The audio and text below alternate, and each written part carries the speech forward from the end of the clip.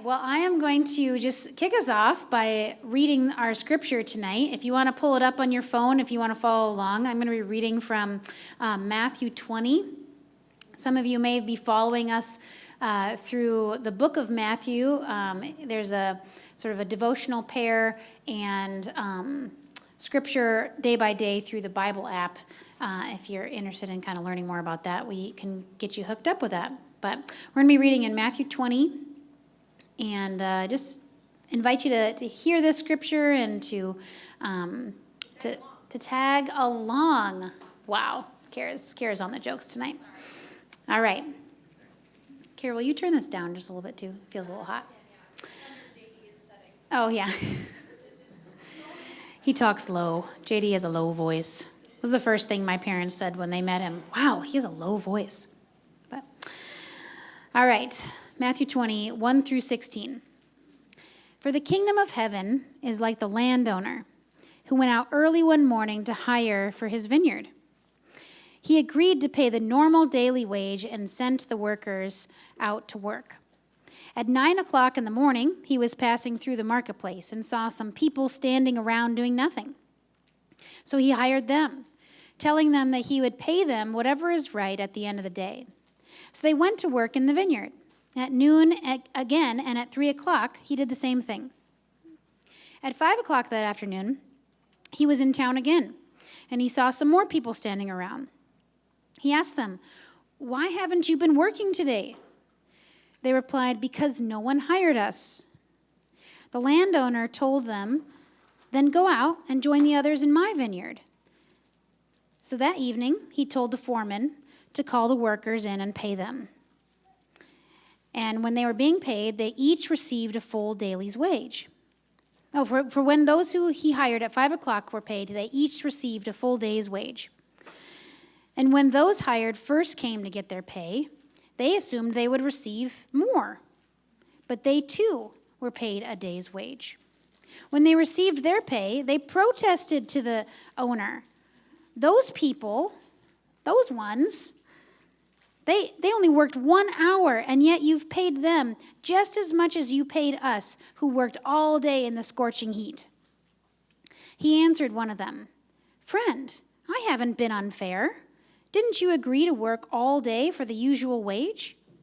Take your money and go. I wanted to pay the last worker the same as you. Is it against the law for me to do what I want with my money? Should you be so jealous because I'm being kind and generous to others? So those who are last now will be first then, and those who are first will be last." So I feel like as I've learned and heard some of these parables, I would say I have like a great relationship with parables and then also a frustrating relationship with parables, because Jesus uses this method of teaching and storytelling really often. And it's not the very sort of Wikipedia version of the way that we receive information. Right? It's not 3-point sermons. He's not just telling you all the facts to make sure you have very clear information. That's not his method. And that can be frustrating, right? But there's this story. He tells us things through stories. And I don't know if you found this as we were listening to this, and I encourage you to go back to this scripture maybe later on this week. But parables are designed to be this emotional draw, kind of bring you into the story. And maybe you'd even ask yourself, what character do I most identify with? Or maybe even as you were reading this, you felt the same sort of emotions or anger or frustrations that those first workers were telling Jesus. Maybe you find yourself in the story, and that's what Jesus wants. He wants us to say, where do I find myself in this story? What meaning, what is he trying to get at? And it is frustrating, though, that it's not super clear sometimes. But I think he wants us to ask those questions when we hear these stories. He uses stories strategically in parables. And so I just want you to think, where did you kind of get a little flustered? Where did you stop? What character did you identify with as I read this story? And parables might help us ask this question: what's the way it's supposed to be? What's the way? Is this the way that it was supposed to be? Why was Jesus telling this? Was it challenging the way it was supposed to be? Or is this a new way of way it's supposed to be? So just hold those things as I sort of share an example that might maybe demonstrate what's going on here in this parable. So I, this last week, did some reading. Many of you know I'm in school for marriage and family therapy. And this psychologist, his name's Dr. Green, he works with kids that tend to be more vulnerable, have had behavioral issues, that type of thing. And he was going through some different interventions that don't work. And he said, here, he went through like 5 or 6, and he says, here's the one that's going to break your heart, guys. Stickers. Stickers do not work to change behavior. And my heart kind of did break a little bit. So I'm a parent, but what I remembered is like the sticker system worked for me. Like I liked the stickers. I can even remember right now in first grade, I don't remember what it was for, but I remember like my line of stickers against all the other kids. And he just says, well, the reason it doesn't work is because stickers, just all it does is distinguish the kids that are already doing well, that are already motivated to earn the thing, to please, to accomplish whatever's in front of them, and then it differentiates the kids that actually have a lot of stuff going against them, that maybe don't have the skills to get the sticker. And you end up separating, and it ends up shaming. And it elevates the kids that are doing well. And I thought, well, yeah, why do I like stickers? And I was like, well, if I'm honest, like it might be actually because I liked standing out. I liked getting the praise. I wasn't thinking about the other kids that didn't get the stickers. I was thinking about myself, especially as a first grader, I'll be honest, as we all do. But yeah, as a parent, I thought, oh, bummer, I've tried stickers, and I have thought, these don't work very well. He also said that it takes the people who are already internally motivated and it makes it an extrinsic motivation. He's like, why would we want to do that in the first place? My heart did break a little bit. He was right on target with that. But I think there's something in this that resonates with this story, because there's those who have earned. It kind of gets into this economy. Like the earning language here is very analogous to the stickers, that we've earned certain things. We feel entitled, or that we've made it happen with our whatever, good behavior, our work. And it challenges this sort of economy that we have in mind, this way that we think the world should work, because if we do these good things, then we will get these rewards. We will get this attention. But if you look, this is a challenge. This is a challenge, because I don't know who you identified with, but as I read this story, I identified with the earlier workers who showed up on time or whatever. Was there the first people to get the job, the first people to be given the work in the vineyard. I wasn't thinking about the last ones. And a friend of mine said, yeah, oftentimes in parables, we tend to focus on the wrong character in the story. And really, the question that maybe we could be asking, as I looked into this scripture and learned from different commentaries and such, he said, what about the last workers that were hired? The ones that were overlooked? Because if you look at it, when the landowner came and asked these people standing around at 4 or 5 o'clock, why haven't you been working today? They replied, because no one hired us. Why? Why weren't they the ones hired?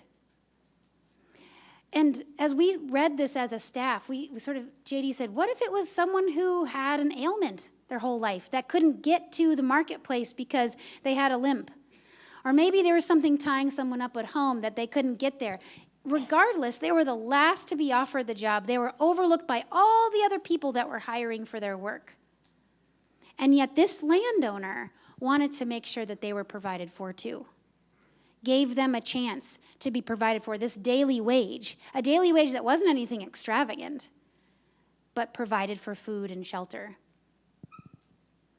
And so this challenges especially our American sort of capitalistic, I get to earn my keep kind of vibe that we are given as Americans, as Western people. And I don't know if you identify with the earlier people or later. Maybe for you, as you think about this, yeah, I'm so glad that they weren't overlooked anymore, that they were given a chance, that they were given meaning and purpose to work. Because if you look at the very beginning of this scripture, it says, "For the kingdom of heaven is like the landowner who went out early one morning to hire for his vineyard." So this is a statement about who God is. God who not just is there for those who are diligent and who show up, who do the hard work, who have maybe followed Jesus their whole life. Some commentaries say that this was a commentary on the disciples, that they were the ones dedicated, that Jesus was talking to them, that it's not just them who are going to get the kingdom of heaven, but it's even those who join later who are the disenfranchised, the overlooked. And so the kingdom of heaven is different than our American kingdom and the economy and the way that we think it's supposed to go and be. And so in this series on Lent, we've been following Jesus to the cross, slowly as we work through Matthew, as we share different Jesus stories. And there's certain things that we sort of feel like we are entitled to. We just do. And maybe we aren't always aware of that, but this parable is meant to sort of ask us, what are the things we feel like we deserve in life that maybe are actually getting in the way of following Jesus? Getting in the way of letting our life look like this generous landowner. That we're encouraged to sort of let the tally system go, let the sticker system die, for a more generous perspective, a different way of living. And so, as we journey to the cross, maybe it's just helpful to ask, what are the things that we need to let go of, that we need to surrender, that we need to let die, because it looks nothing like this kingdom of heaven economy. And thinking about that in our workplace, in our relationships. Who's maybe someone we canceled because they canceled us? Who's someone that they don't deserve forgiveness? Who's someone at our workplace that maybe we have authority over that hasn't been doing a great job? Why aren't they doing a good job? What's set up against them? This generous lifestyle sort of touches at what are the things we feel like we deserve that maybe we need to let go of. Some of you know that the Larson family had a hefty week, you could say, a hard week. Our youngest, Jesse, was in the hospital for 2 days because he ingested something that he wasn't supposed to.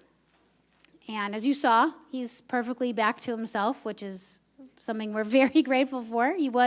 One morning he literally woke up and he was like 120% himself, which is great. But in the process, we were in the emergency room, like waiting room, and then in a room for like 2 days, and they couldn't figure it out. They were doing all these tests, and they just said, because nothing was showing up, so we still don't even know for sure. And you can't really, we asked a 2.5-year-old, and we have his story, but he said he ate a candy off the ground. Turns out it probably was a medication. But we didn't know those things, and I was with him in the hospital, and for a while, I was just in like survival mode, right? You just kind of, like my job is to watch this kid, watch his heart rate. Like that's all I could do. In some ways, time just went fast and slow all at the same time. But then the day after, when things weren't turning, and then when the doctors came in and talked to us, they said, this isn't going the direction we want it to. He's not getting better the way that we want him to. That's when my heart sank. And that's when I started talking to God. I wasn't really talking to God before then, because I was just like, this is going to be fine. We're in survival mode. Like, I was just like focused, right? And I just said, God, I realized like, I don't deserve this. is really what I thought. He doesn't deserve this. He's 2.5. He has his whole life ahead of him. Why is this happening? And I noticed the ways that I felt like, this doesn't make sense to me. And I noticed, like, I even said, like, in my prayer, I was like, I have lived a good life for you, God. Like, it was just raw. Like, I have done this for you. Like, I have followed you my whole life. You better not take my son away. And I hear this, and that's raw. That's honest. We have those moments with God. And it kind of eggs at this thing of like, I've done this, so I get this transactional relationship with Jesus. Which I encourage you, let your faith get to that raw point. I mean, I hope circumstances don't come your way that make you get to that point. And I'm grateful Jesse turned a corner, but they will. And so I think what I realized as JD and I were talking is like we were able to take a deep breath of fresh air, because like I didn't like sum up that prayer. I just left it like that with God until I saw Jesse at his normal self the next morning. I said, why did I think that? You know, I was processing it with JD, and I think that I was focusing on what I deserved rather than who I trusted to provide for me, even if the worst thing happened. Could I trust a God who could love me through it, who could provide for our family even in the midst of loss or even in the midst of triumph and great things? And I was focused on what I deserved and what I wanted, and I think we have to have those moments, but I think what this parable sort of brings out is like, trust me that I will provide for you. I'll take care of your needs. Trust me to be even generous in ways that doesn't make sense.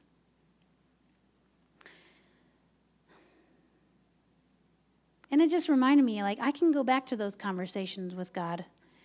But what are the things that might need to shift and be laid down so that I can grow in trust of the landowner or of God, of Jesus? So I wonder what stood out to you. Maybe you could share around your tables just in like 2 minutes for each person to share. Make sure that we have a chance to listen to each other.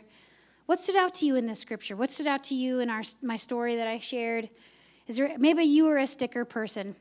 Maybe just share that around your table, and we'll give you about 10 minutes to share, and then we'll come back and we'll take communion together to close.